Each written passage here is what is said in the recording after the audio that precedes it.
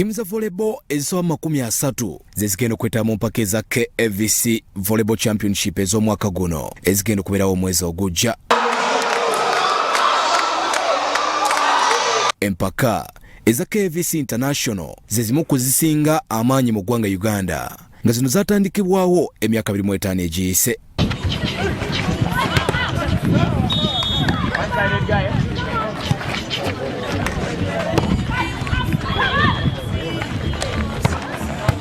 Zitongozeddwa olunaku olwaleero nga zigenda kuzannyibwa okuva nga nakuza omwezi 4 okutuusa nga 6 omwezi ogujja. Olive Ekalem ngono ye ssentebe w'olukiiko olutegese olw'empaka zino agamba basuubira ttiimu ezisoba 30 zezigenda okuvuganya mu mpaka zino. A number of countries that have been invited. Of course, we'll have Uganda as the host. We have a number of teams from Uganda that are going to participate in this tournament. We will have our neighboring countries. We have Kenya, Tanzania, Rwanda, Burundi, who have already confirmed participation in this tournament. And we will have South Sudan and Congo joining us as well. But the most interesting thing today to note is that we have Zambia and Zimbabwe bringing in 4 teams, and we are excited to have expanded this tournament as it grows countrywide and nationwide.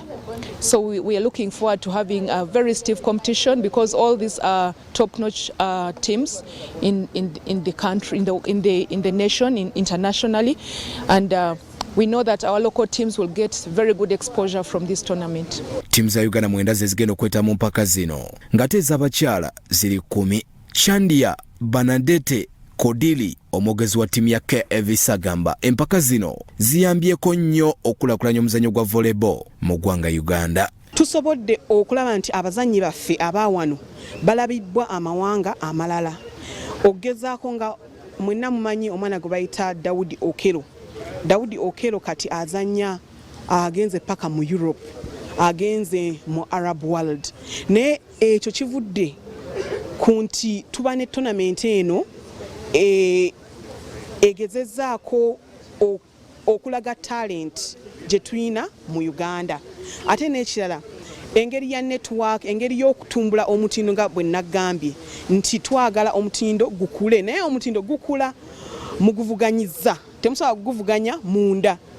Kati okuleka ziri teams endala ziyamba ku mutindo era ziyambye omutindo gwa volleyball wa Uganda. Bwobanga wagobera emyaka 10 emabega newe tuli kati tulina we tulaga ate nga tugenda mu maaso. Timu ya Armed Forces okuva mu ggwanga erya Rwanda be basembayo okuwangula empaka zino mu bakyala ne mu basajja nga bakuba KAVC mu basajja ku final ate nga mu bakyala bakuba KCCA Volleyball